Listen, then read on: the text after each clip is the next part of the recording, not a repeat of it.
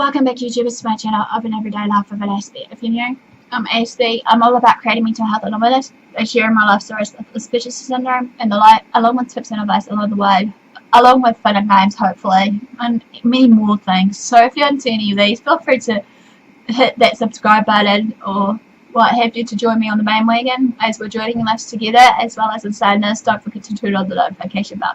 So as you're aware, basically this is the second part hopefully into the series of how to talk to an autistic person, but this one's going to be the complete opposite.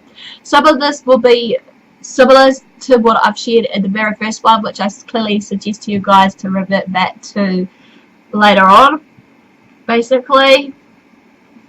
And inside this is a disclaimer, I am no medical doctor, so if you see any warning signs and symptoms in the past or present videos I've mentioned, do seek professional help for yourself or your loved one, or seek professional advice for yourself or your loved one, because I don't forever condone self-harm.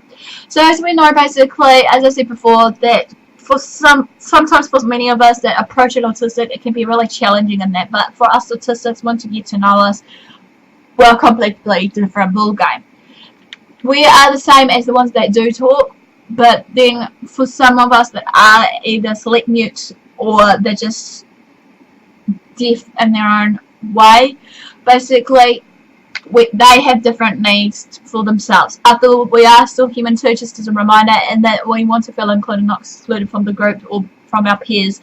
That goes from, you know, many other people with different conditions, not just autistics in this retrospect of people wanting to feel accepted and included in the group.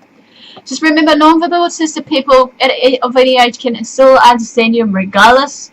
So when it comes down to talk in an age appropriate manner for the child as well, if you're dealing with children, give them extra time to process what you've said. The child can respond by using a form of a communication device, which is the AAC that you may have, such as maybe holding a card with a picture or a word on it, pointing to something, writing or typing their response, using a button or form of device, or some may even use sign language. It's also to remember that non-verbal autistics can still use their body language and their facial expressions, stimming, tensing, and vocalizations, even if they aren't formal words, as this is a form of their own communication method.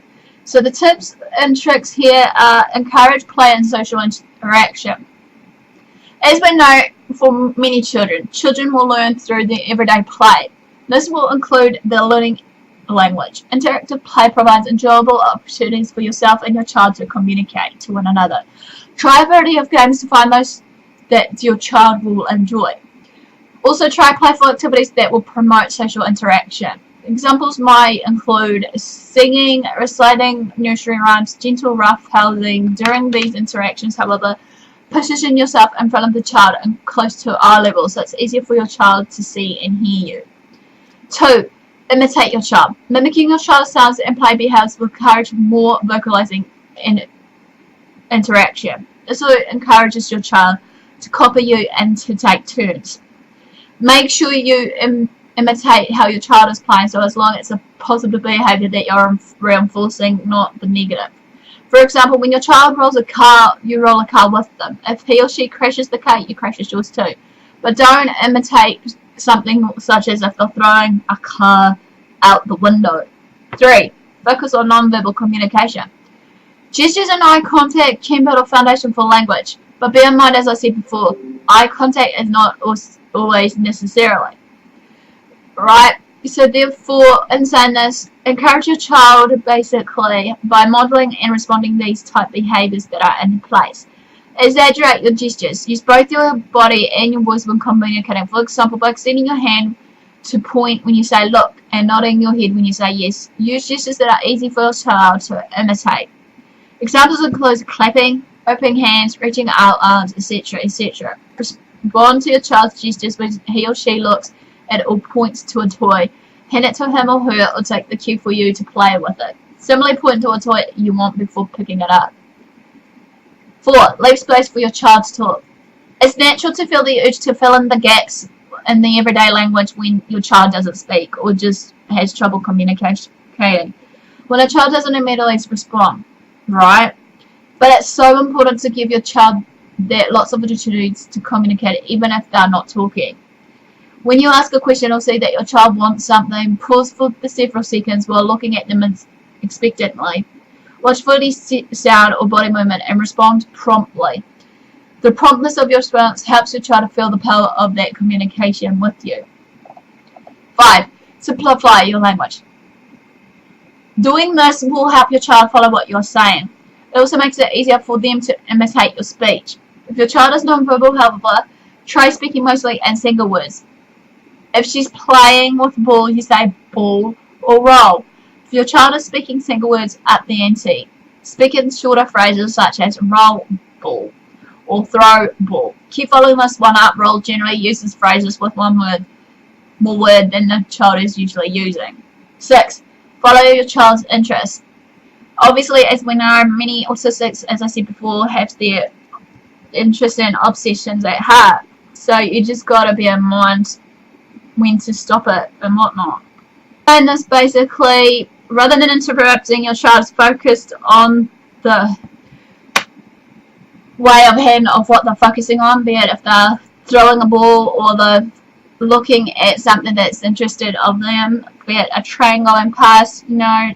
Basically, follow along with words. Using the one-up rule as before, narrate what your child is doing. If he's playing with a shape sorter, you might say the word in when he puts a shape in its slot. You might say shape when he holds up the shape and dumps shapes.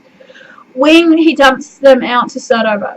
By talking about what engages your child, you will help them learn the associated vocabulary in this. Consider assistive devices and visual supports. Assistive technologies these days and visual supports can do more than take place of speech, however. They can foster in its development. For example, include devices and apps with pictures that your child touches to produce the words that they want to share. On a simpler level, however, visual supports can include pictures and groups of pictures that your child can use to indicate requests and thoughts. You're wondering, basically, it's kind of similar, basically. Gotta remember also in saying this, for a child, you gotta give them time and patience, whatnot, for what they're saying. Remember, age appropriate kind of communication. When it comes down to it, the child can respond by using a form of, as I said, with a word on it, pointing to it, basically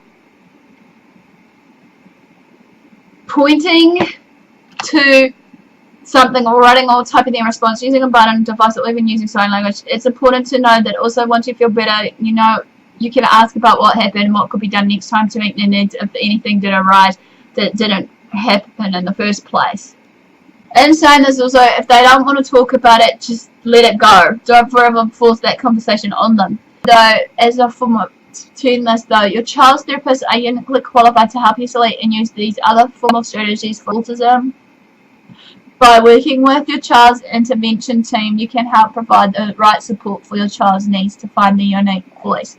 So this quickly ends the second part of the video. Hopefully you like this. Smash the like. Feel free to comment below. Feel free to comment below also to the ones that are, you know, watching that are maybe autistic or parents that are has autistic children. How do you go about helping your child to learn to communicate and be involved in the community, or just being involved in the environment that is you deemed as safe for your child? So feel free to comment this below. So enough for this, guys. Thanks for support. Thanks for watching. Do what love it do. Until next time, I'll see you again soon. Ciao for now.